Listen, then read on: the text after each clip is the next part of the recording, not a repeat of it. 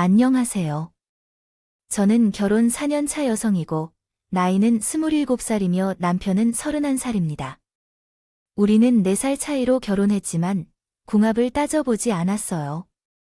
그래서 일부러 처음 남편을 만나러 갔을 때부터 지금까지 우리는 아주 잘 지내고 있어요.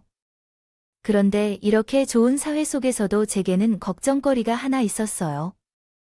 그것은 시댁 때문이었는데요. 얼굴을 보지 못한 상태에서도 시어머님과 시누이는 시아버지가 돌아가신 후부터 아들이자 장남이자 오빠인 제 남편에게 심리적으로나 경제적으로 의지를 심하게 했어요. 다행히 남편이 단호박처럼 자기 집에 되는 것은 되고 불가능한 것은 안 된다. 고 얘기를 하고 있어 결혼하고 큰 문제는 없었지만 결혼 후 1년이 넘어가니 저에게도 영향을 비차해서 얼마 전 큰일이 있었습니다. 저희는 다른 부부가 많이 그렇듯 맞벌이를 하고 있어서 자연스럽게 각자의 수입은 각자가 관리하고 생활비와 각종 세금은 절반씩 부담하고 양가해드려야 하는 기념일 및 용돈 같은 것은 각자가 알아서 결정하자는 합의를 결혼 전부터 했습니다. 남편은 대기업에서 근무하는데 현재도 그대로이고 저는 직원 2명을 두고 그 동네에서 상당히 큰 약국을 운영하고 있습니다. 시댁에 관해서는 N2라고 짧게 언급했던 것 같습니다. 아버지가 돌아가신 후 수입이 없어져서 남편이 결혼하고 매달 150만 원씩 보내주셨고 10년 전 30평의 빌라에서 시내에 옮겨 살았어요. 반면에 저는 친정 아버지께서 사업을 하시고 부동산 자산이 꽤 있으셔서 시댁에 비해 경제적으로는 여유가 있는 편이에요. 현재 운영하는 약국도 친정 아버지께서 건물 1층에 자리를 내어주셔서 감사하게도 현재 시세에 비싼 월세를 내며 일하고 있어요. 뿐만 아니라 저희가 결혼 후 첫 신혼살림을 차린 집도 친정 아버지께서 미리 사놓으신 강남의 아파트예요. 저만큼이나 남편을 좋아하시는 아버지가요. 저희가 결혼하겠다고 인사를 갔더니 신혼집은 내가 마련하기로 도움을 자네는 부담 갖지 말고 혜령의 눈에서 같이 신혼살림 장만에 대신 가전제품이랑 가구는 이왕이면 돈을 더 주더라도 좋은 걸로 사고 첫 살림이 좋아야 잘 산다고 하셔서 저도 남편도 깜짝 놀랐어요. 저희 아빠는 남편이 아버지를 여의고 실질적인 집안의 가정을 살아왔다는 것을 대견해 하면서도 측은하게 여기셨죠.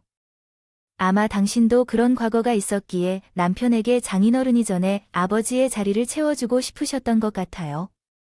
저는 다른 형제가 없어서 저희 집의 남편이 사회에서는 아들인 셈이었어요.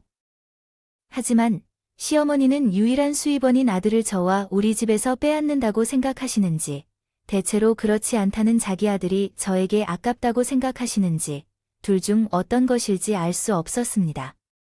후자에 대해 제 아들이 100배나 더 애통하다고 말한 것처럼 들릴 때마다 참을 수 없었지만, 남편이 저희를 위해서 일을 말하지 말라고 했을 때는 감내했습니다. 회사를 그만두면 어떻게 살아갈지 다른 사람들에게는 이렇게 말씀하라는 셰멘의 입막음으로 화를 낸 적은 없었습니다. 그러나 저와 셰멘의 관계를 보니 언제나 시한폭탄을 안고 살아가는 기분이었습니다. 남편의 여동생인 신호이는 아무리 예쁘게 보려고 해도 밉상 짓을 일삼았던 어요. 그러는 중에 한 번, 앤 친정엄마랑 백화점에 갔다가 엄마가 예쁘다며 명품 프라다 가방을 사주셨어요. 그 가방을 본 시누이가 제가 가방을 힐끔힐끔 보더니 남편이 잠깐 자리를 비우자 대뜸 이런 말을 하더군요. 언니의 그 가방은 솔직히 언니랑 안 어울려요.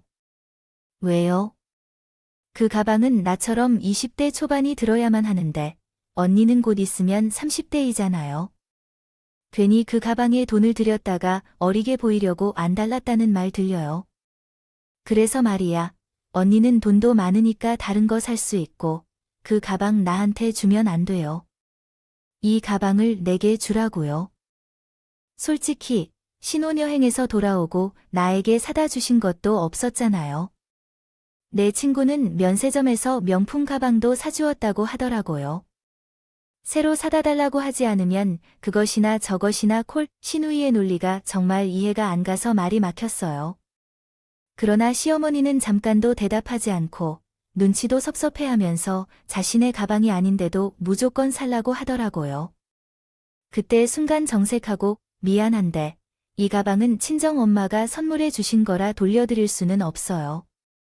우리 엄마 눈엔 제가 그렇게 어려 보인다고 생각하시거든요. 그리고 간단한 여행 다녀온 셈인데 면세점에서 선글라스를 사다 줬다는데 사는 중에 없다고 해서 기분이 조금 안 좋더라고요. 그렇군요. 가방은 아니었지만 그래도 나는 딴에는 생각하고 그런 것이거든. 너야말로 돈도 많은 사람이어도 왜 그렇게 무례하게 대하느냐. 줄 수 없으면 하나 사준다고 하면 어떨까? 시어머니와 시노이는 우리 친척집에 잘 살고 있어서 월세도 거의 내지 않으면서 약국을 운영하고 있다는 사실을 알고 나는 돈을 아주 많이 버는 줄로 아는 것이었어요. 당연히 그 돈으로 자신을 위해 써줄 수도 있다고 생각하는 모습이었지요. 사실 그렇게 따지면 집 이름도 친정 아빠의 힘입니란 말이죠. 약국도 지금은 아빠 덕분에 지출을 줄이고 있는 입장이라 나는 기분이 좋더라고요. 그래서 언제까지든 좋다고요. 친정의 도움을 받을 수 없어서 제가 제 나름대로 돈을 모아서 준비하고 있는데 그 사실을 알지 못하는 시어머니와 예의 바르신 시아버지를 어떻게 대해야 할지 모르겠었어요. 무슨 일인지 물어보자 남편이 돌아오는데 뒤에서 조용히 말하기 시작했어요. 나 없을 때 무슨 얘기를 했니? 아니야. 아무에게도 말 안 했어. 시어머니가 남편에게 무슨 일이 있냐고 물었지만 돌나물도 아니라는 척하면서 물러섰어요. 이 정도면 시댁과 우리 부부 사이에 어떤 상황이 있는지 짐작하실 것 같아요. 그렇게 시어머니와 예의 바르신 남편 눈을 피하며 어떻게든 제게 돈이나 물건을 주려는 태도를 보였어요. 그래서 나는 시어머니와 예의 바르신 남편을 피해 사람들에게 말하지 않고 따라가게 되면 자연스럽게 처지는 선에서 종종 있었어요. 긴장되었어요. 남편에게 실시콜콜 시댁에 얘기를 하는 것도 좀 그랬는데 그런 데는 나름의 이유가 있었어요. 우리 남편은 결혼 전부터 아무리 가족이라고는 하지만 자기 어머니와 동생도 버겁다고 했어요.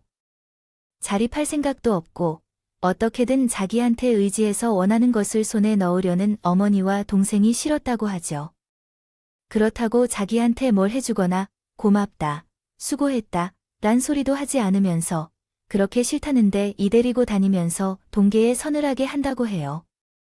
그래서 저와 만난다고 했을 때도 시댁에선 달가워하지 않았고 결혼까지 한다고 하니 마치 자신들이 편하게 쓰던 지갑을 잃어버린 듯 그렇게 아들을 장가 보내게 싫어했다는 소리를 하죠. 나중에야 남편을 통해 듣게 됐거든요. 솔직히 가족이니까 지금까지 참았어요. 남이면 결코 여자로 깨지고 싶지 않아요. 그래서 저는 남편한테 늘 창피하고 미안해하고 혹시 우리 엄마가 나나 석주에 대해 이상한 말을 하면 나한테 즉각 알려주라고 말해. 그러면 나한테 신경 쓰지 않게 해줄 거예요. 남편이 미리부터 이런 얘기를 하는데 전 가운데서 시어머니나 시누이의 이야기를 조심해서 전달하는 것뿐이에요. 괜히 분란이 생기지 않을까 봐요. 나 또한 남편이 마음 쓰는 것이 싫어서 말을 하지 않게 되더라고요. 하지만 아무것도 모르는데 시험에 합격해 결혼할 때 무엇 하나 해주신 적이 없으면서 나에게 예단을 요구하셨어요. 이거 네가 뭘 사면 좋을지 모를 것 같아서 내가 적어봤다. 어머니가 기석 씨한테 못 들으셨어요. 신혼집은 저희 아빠가 해주셔서 예단은 따로 안 하기로 했는데 들었다. 그런데 그게 말이 되니 보는데 윤들도 많은데 어떻게 예단을 하는 생각을 하니 애 또 도참 염치가 없다. 그래도 내 아들이 우리나라에서 손에 꼽히는 대기업에 다니자 나 잔말 말고 거기 적힌 건 준비해라. 저는 황당했지만 이왕 차가 오셨다고 하니 주신 리스트를 봤어요. 그런데요, 리스트를 보니 정말 기가 막히는 게 있죠.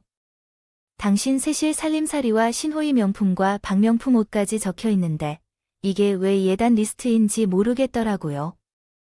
그래서 저는 대충 대답을 얼버무리고 그 리스트를 완전히 남편에게 주었어요.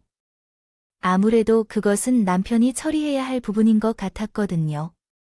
그리고 남편이 그 리스트를 보자마자 어이가 없다며 득달같이 시어머니에게 전화해서 말도 안 되는 이런 거 내밀지 말라 라고 큰 소리를 쳤어요.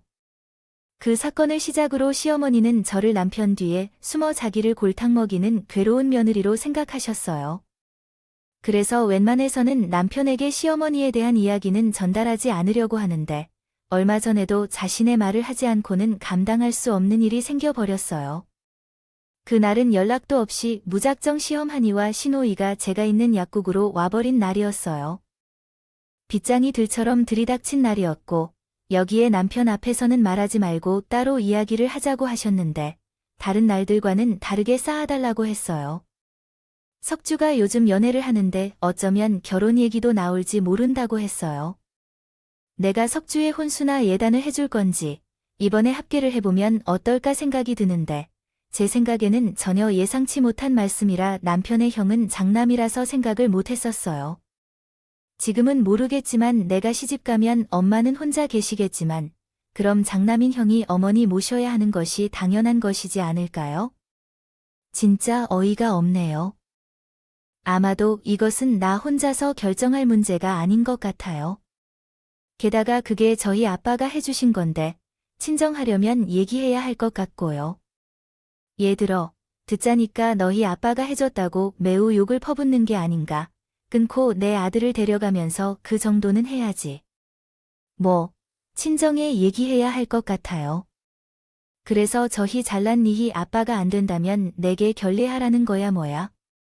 그리고 너는 해야 될 일이 이 국건 아니라 군대에 얘기해.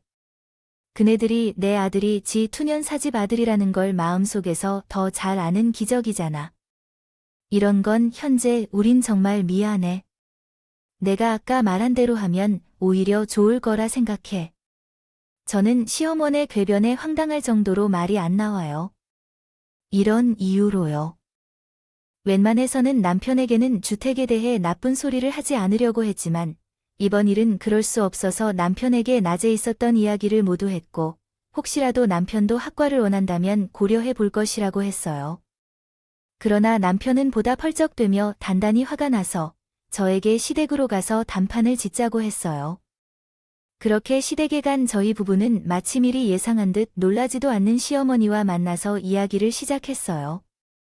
석주야, 너 결혼할 생각이 맞아? 네 나이가 몇이든데 벌써 결혼 얘기를 하니? 졸업하고 직장 다닌 지 1년도 안 됐다니까. 따라서 오빠는 내가 지금 거짓말을 하는 거라고 생각하는 거야? 나는 연애하는 거 맞는데 그 사람이 먼저 결혼하자고 했어. 그럼 그 남자도 지금 당장 와라고 해야 해. 그래야 앞으로 어떻게 할지 확실하게 이야기를 할 수 있을 텐데. 오빠, 너 동생 망신시키려고 의도한 거 아니지? 쪽팔리게 어디로 데려가라고 했니? 그리고 지금 옳게 언니 말만 듣고 빠이 하잖아. 근데 무슨 이야기를 하는 거지? 그래, 다음에 우리 급해도 그렇지. 내가 언제 말했던 건데? 남편 앞에서 세운 적 있냐? 시댁에 나타난 그런 상황에 대해 생각도 없다. 돈만 많으면 뭐 할 수 있지? 사람이 별로라는데. 엄마, 그 사람에게 막말하지 마. 그리고 처음부터 그런 말은 좀 삼가야 돼. 그런 얘기를 들이다니 그게 맞아? 또 그것도 장인어른이 사주신 우리 집에 사정권 내 아들이 사는데 어떻게 해야 할까? 비잖아. 엄마가 아들 집에 못 들어가는 상황이라니 지루해. 막말로 말해서 내가 석주에게 결혼시켜줄 돈이 있어야 해. 집이라도 팔아서 혼수비를 내야 하는 거 아니겠니? 그렇게 위약스럽게 합에 까기 싫으면 너희가 훈수와 예단을 다 해주고 어딘가로 꿀리지 않게 책임져야 해. 엄마, 그 남자가 결혼하겠다고 인사를 했어. 그 남자의 얼굴은 봤어? 봤어. 사진으로 봤어. 하우, 어떻게 생겼어? 멀쩡해 보였어. 예쁘다고 말로는 돈도 있고 집도 있는데 걱정 없이 일에 치중할 것 같다고 하더라고. 저는 옆에서 대화를 듣는데 미안하지만 한심하게 보였어요. 얘기를 들어보니 신뢰가 남자를 만나는 게 맞지만 그 남자가 그냥 말 한마디로 신뢰되는 진짜인 것처럼 보였어요. 시내에서는 이제 취업한 지 얼마 되지 않았죠? 월급이 적어서 지출이 많은데 돈이 쥐꼬리만큼 주면서 시키는 일이 많다고, 집과 직장 사이의 거리가 멀어서 힘들어 죽겠다고 항상 불만이 많았습니다. 이번에 시집 가면 일도 하지 않고 편하게 살 수 있는 것 같았어요. 제게 애정이라면 남편에게는 어려움이 될 것입니다. 남편은 더 이상 대화가 의미가 없다고 생각한 것인지 자기가 먼저 쐐기를 박았다는 뜻으로 이렇게 말했어요. 나는 지금까지 엄마와 석주 때문에 힘들게 살았어. 이 사람이 있는 데서 말하는 것은 창피한데 그래도 지금은 말해야 할 것 같아. 엄마, 나 결혼한다고 하니까 앞으로 생활비는 어떻게 할 거냐고. 나에게 다달이 생각해 주지 않을 거면 결혼할 생각도 하지 말라고 했지. 그래서 지금 난 150씩 드리고 있는 거야. 솔직히 그 돈이 안 아깝게 쓰는 거야. 그래도 그 돈을 들이면 이 사람을 건드리지 않을 거라고 생각했는데 그게 아니야. 내가 솔직하게 말하자면 작정하면 당장 다음 달부터 안 될 수도 있어. 근데 왜 여태까지 차 맞았는지 아냐? 돌아가신 아버지 때문이야. 엄마는 항상 뭐라도 뜯어내려고 하지만 아버지는 엄마가 뭐든지 챙겨주려고 했어. 나중에 내가 가장이 되면 가지고 싶은 것도 있겠지만 때로는 희생도 해야 할 수 있어. 당신이 계시는 동안은 장남이라고 부담 갖지 말라고 했어. 그런 아버지가 돌아가실 때 나한테 뭐라고 했는지 알아? 엄마랑 석주 부탁한다고 미안하다. 9. 그때 내가 아버지의 말만 아니었어도 나는 정말로 도망갔을 거야. 야, 152을 도둑이냐? 그래, 너 잘했다. 내 아버지가 너한테 그렇게까지 부탁을 했으면 152가 아니라 1500을 다시 제공해주는 게 아깝다고 생각하지 말고 해주어야 하는 거야. 아니야. 지하에 있는 네 아버지가 원통하게 말하더라도 내가 주는 도무는 택도 없어서 학자금 대출까지 받아 꼴랑 150조를 넣어야 하고 너는 너무 오버하고 있는 거 아냐. 내가 처음 학과를 싫어하면 석주에게 돈을 갚아주고 앞으로의 생활비 300을 주어야 할 것 같다. 엄마, 아들이 어떤 은행이냐. 내가 그 돈을 주고 나면 나에게 무엇이 남을지 계속 이렇게 나오면 생활비로 사용될 거야. 고 뭐고 아무것도 없어. 하며 지금도. 이런데 무슨 꼴을 더 보자고 그런 소리를 해. 나는 솔직히 이대로 끊으면 더 좋거든. 나도 할 만큼 했어. 석도 졸업하고 돈 버니까 나이만 하면 아버지랑 한 약속 잘 지킨 것 같아. 이제부터는 딱 끊고 살 테니 그런 줄 알아. 남편은 제가 본 중에 가장 많이 화가 나는 얼굴로 제 손을 잡고 시댁을 나왔어요. 어찌나 화가 났는지 이대로 운전대를 잡으면 위험할 것 같아서 제가 운전을 하고 집에 왔는데 신호에 걸려 남편을 힐끔 보니 남편이 손으로 얼굴을 가리고 울고 있더라고요. 사실 받지는 못했지만 남편에게 돌아가신 시아버지가 정신적인 지주였어요. 성품이나 힘들지만 여전히 당신보다 더 힘들게 일하는 사람들이 있습니다. 그런 사람들과 달리 식은 분이었 겁니다. 그 아버지가 돌아가시면서 남겨진 가족들을 남편에게 부탁해주니 아마도 남편인 시어머니와 신의를 지키고 싶었을 것으로 보였습니다. 저는 집에 와서 남편에게 정말로 가족과 결별하고 살 것인지 물었습니다. 그러자 남편은 언제든 그렇게 해도 괜찮다고 했습니다. 그러나 식구들은 그것을 허락해 주지 않을 것이라고 생각했다고 합니다. 그래서 그날은 남편에게 말도 걸지 않고 본의 아니게 남편의 눈치를 살피며 지냈습니다. 다음 날에는 약국으로 돌아오지 않을까봐 불안한 마음을 가졌습니다. 출근했는데 저녁 시간이 되자 시누이가 혼자 약국으로 찾아왔어요. 언니, 우리 엄마가 어제 밤새로 힘들어했어요. 그래서 저 결혼을 안 하려고요. 오빠 말대로 결혼한다고 했더니 이런 일이 벌어졌으니 안 하는 게 맞는 것 같아요. 아가씨, 어제 오빠도 많이 힘들어했어요. 지금은 아가씨가 직장 생활에도 적응이 덜 된 상태고 안 해봤던 일을 하니까 힘들 수도 있지만 조금만 참으면 금방 괜찮아질 거예요. 또한 사람을 만나는 데는 1년 정도는 필요해요. 너무 모른 채 결혼해서 후회할 수도 있어요. 현재의 순간이 얼마나 소중한지 생각해 보세요. 그게 말은 쉬운 것 같아요. 제가 오빠처럼 대기업에 다니는 것도 아니고 언니처럼 전문직도 아니에요. 제 월급에서 돈을 모으는 것 자체가 무리예요. 이게 제 현실이에요. 그래서 하는 말씀인데, 제 언니 약국에서 일하는 거라면 안 되잖아요.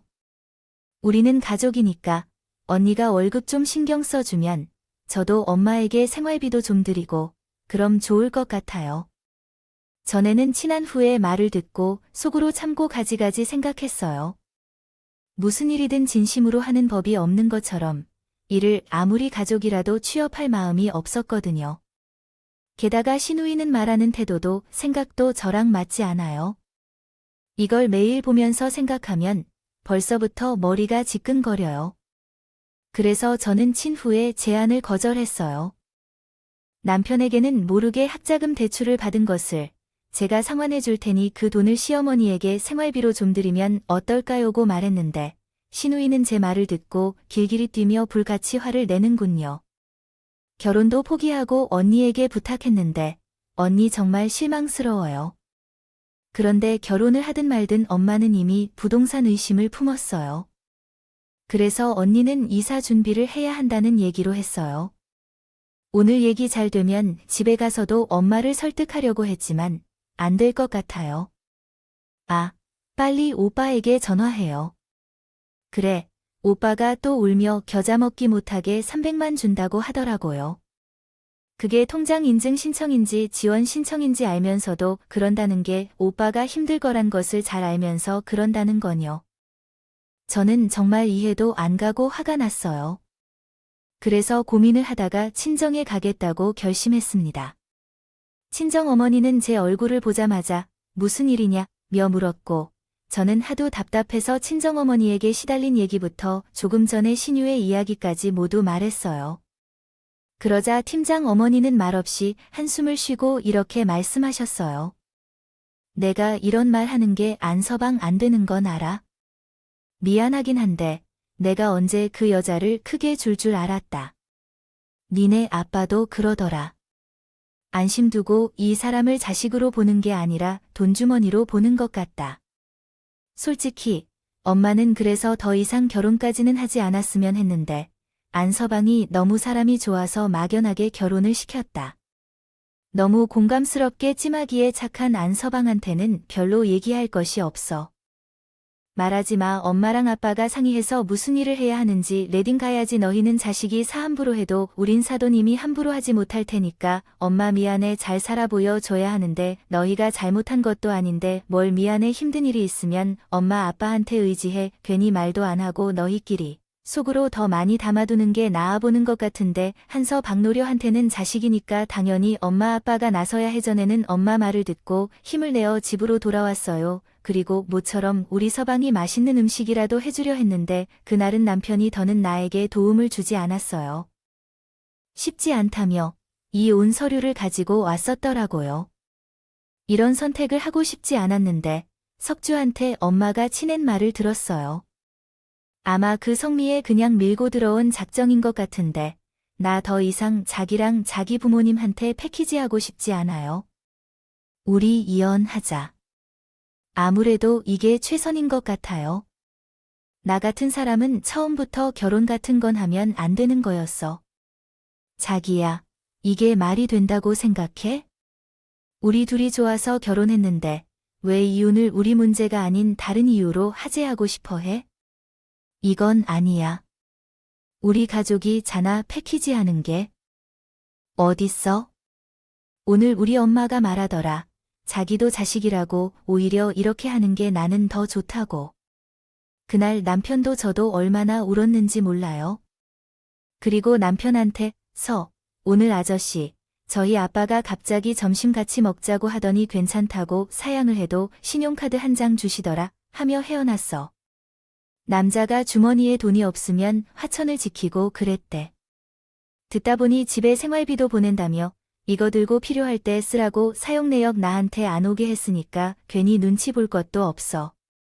갖고 싶은 거 있으면 장인어른이 사주셨다 생각하고 써. 가끔 그 돈으로 혜령이한테 기분도 좋아하면서 사용하겠어. 여자들은 그런 추억으로 살아가는 거예요.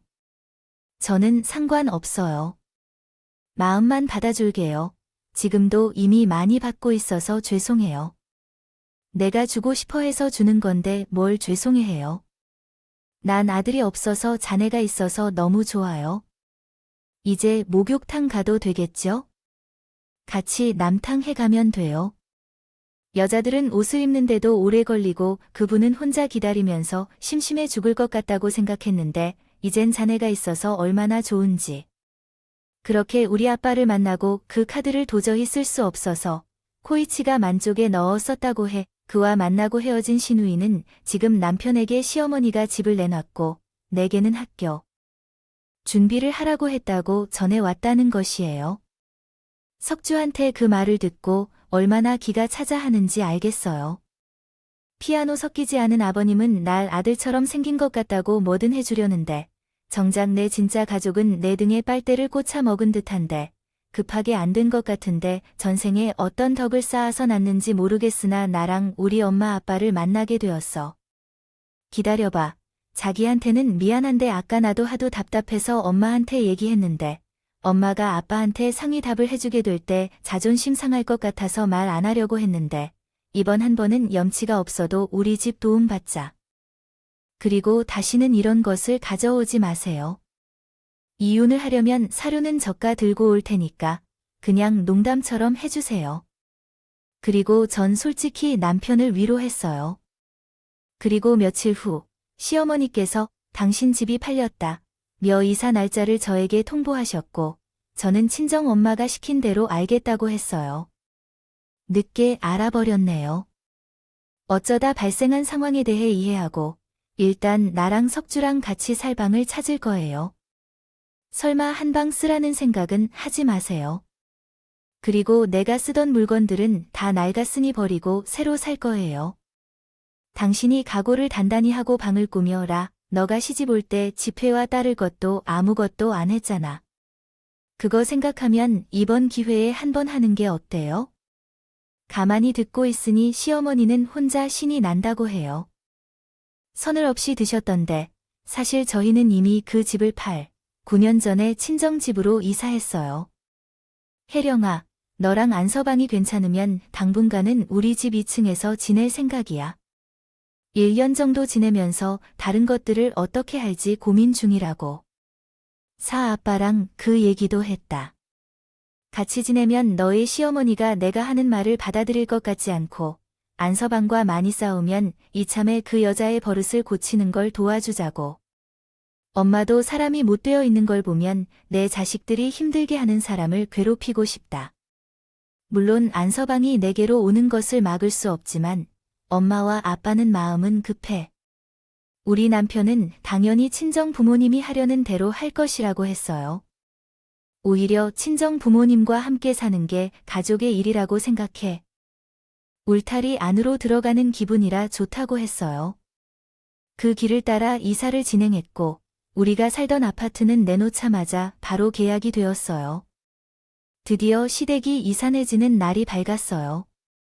버릴 것이 많고 챙겨야 할 것이 별로 없었던 시어머니와 시누이는 용달차 한 대로 아침부터 빨아서 저희가 살던 아파트로 오셨고 이미 그곳에 이사와 사는 사람들에게 그런 사람 여기 안 사는 거야 라며 문전박대를 당했다 나봐요. 야, 너 우리 엄마한테 먹이려고 일부러 그랬지? 너희 어디로 이사 갔어? 당장 주소 말해. 이렇게 사람을 우습게 하지 마라. 어머니, 우리 친정에 들어와서 살아요. 친정 부모님과 아까 했어요. 미리 말씀드리지 못해서 죄송합니다. 워낙 급하게 진행되어서요. 그 집이 우리 아버지 집이잖아요. 아버지가 그 지파를 신다는데 우리도 따라가야 되나요? 그래서 우리도 갈 곳이 없어서 친정에 얹여 살아요. 어머니도 갈 곳이 없으시다면 여기로 오셔서 우리와 같이 얹여 사실 수 있어요. 너 일부러 그러는 거니? 그래서 우리 어디든 들어가야 하니까 있는 돈 다 보내야 돼. 당장 들어갈 집 같은 것이 있어야 하는데. 아니야, 엄마의 뒤는 없어. 그리고 앞으로는 장애 노령한테 월세도 내야 해서 엄마한테 드리던 돈도 100으로 줄여야 할 것 같아. 석주 돈 보니까 괜찮지? 그리고 1년 뒤에는 그 돈도 안 보낼 것이야. 우리도 집을 사서 나가야지. 그렇게 돈이 많다고 자랑하던 두 니처가에서 월세를 내라고 하고 또 이들이 살 집도 안 도와주신다고 하니 엄마가 자꾸 눈독 써주신대. 지금도 하마터면 자기 집에 엄마가 들어와서 살 뻔했다는데 그 집을 정리하신 거야. 무슨 이런 거지 같은 사례가 다 있어? 넌 그 소리를 듣고도 가만히 있었어. 가만 있었어. 만약 나라도 그랬을 거면 엄마 이제 제발 거짓말 말고 사람답게 살아. 살던 집을 팔고 오늘 잠금을 걸었지. 그 돈으로 앞으로 살 날 지구해. 이번 기회에 집도 좀 줄이면 더 좋겠네. 엄마는 끊어. 그리고 앞으로 돈 얘기는 무조건 안 들어주겠다. 얘기를 꺼내지 마, 엄마. 나 지금 너무 행복해. 여기서 내가 돈이 아닌 자식 같은 거야? 부탁드립니다. 나도 사람다운 삶을 살고 싶어요. 엄마, 도와주세요. 너는 너, 엄마는 엄마, 동생은 동생이니 어떻게든 관여하지 말고 혼자 잘 먹고 잘 살아. 우리도 더 이상 상대적으로 생각하지 않을 거니까. 처음에 자살을 선택하고 가족마저 버린 너가 얼마나 잘 살고 있는지 보겠어. 나는 멀리서 지켜보려고 할 테니 이제 사람들이 잘 해주는 것 같다고 느껴도. 남은 나로서 가족이 없다면 얼마나 외롭겠어. 그때 우리를 찾아와도 결코 받아들이지 않을 거야. 이 불쌍한 자식아.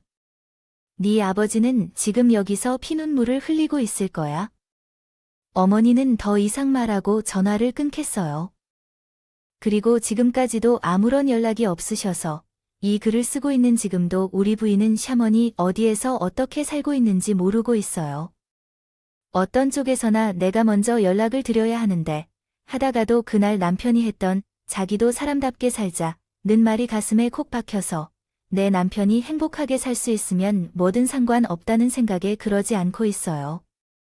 단지 신우의 센스를 통해 되게 진짜인지 꾸며낸 거짓인지는 모르겠으나 그럭저럭 사는 것 같고 만약 어느 날 갑자기 시어머니가 되었다는 신호 또는 연락이 온다면 그들이 달라져 있지 않는 한 저도 그러고 남편도 결코 받아들이지 말자고 서로 합의를 했어요. 여태까지 겪은 대로 또다시 겪을 수 없으니까요. 그리고 원래 계획대로라면 내년에는 저희가 모은 돈으로 새로운 집을 알아봐야 하는데 얼마 전에 제가 아이를 임신했어요. 그러나 저희의 상황은 아이가 초등학교에 입학할 즈음 완전히 바뀌었어요. 남편도 그렇고 우리 부모님도 원래 서로 떨어져서 살고 싶지 않다고 했지만 지금은 3명이 한 집안이 되어 있어요. 여기가 친정인지 시댁인지 행복한 질투가 날 정도예요. 우리 안서 방 맛있게 하는 갈비탕이 좋아요. 엄마는 육개장을 좋아하시는데 자극적인 음식은 몸에 좋지 않다니까 갈비탕을 먹자고 해요. 주말에 안서방과 낚시를 어떠세요? 주말에 사람과 쇼핑을 하기로 했어. 사실 쇼핑 대신 낚시가 더 유익하지 않나? 솔직히 남자가 쇼핑을 따라가봤자 뭔가 우리가 낚시를 하다가 내가 맛있는 매운탕을 끓여줄게 이런 시기인데요. 이걸 보면 흐뭇함을 느끼는 게 어떻게 표현해야 할지 정말 어려워요. 그리고 어제 시아버지에게 아가의 소식도 전해드릴 겸 남편과 납골당을 찾아갔어요. 생각이 많아 보이는 남편 옆에서는 차마 목소리를 내지 못했지만 속으로 이런 말씀을 드렸어요. 아버님, 남편을 이 세상에 태어나게 해주셔서 감사합니다. 이 사람이 아프지 않고 행복해지도록 도와드리겠습니다. 앞으로 태어날 아이가 착하고 멋진 남편을 닮을 수 있도록 도와드리겠습니다. 그리고 무엇보다 샤머님과 아가씨와 잘 지낼 수 있도록 아버님께서 두 분의 정신을 좀 차리게 도와주시면 좋겠습니다. 그래야 남편도 가족들을 보며 행복하게 살 수 있을 테니까요. 저는 평생 아버님을 며느리로서 충성하며 살겠습니다. 이 기도가 하늘에 계신 시아버지께 전해져 우리 남편이 더 많이 행복할 수 있기를 바랍니다. 저는 더 이상 바랄 것이 없을 것 같아요. 지금까지 제 이야기를 들어주셔서 감사합니다. 이 마음을 평생 잊지 않도록 노력하면 살 것이다. 여러분에게도 좋은 일만 가득하길 기도하겠습니다. 여러분, 사연 댓글에 응원과 현명한 조언을 부탁드립니다. 좋아요와 구독은 저에게 큰 힘이 됩니다. 오늘도 좋은 일 가득하세요.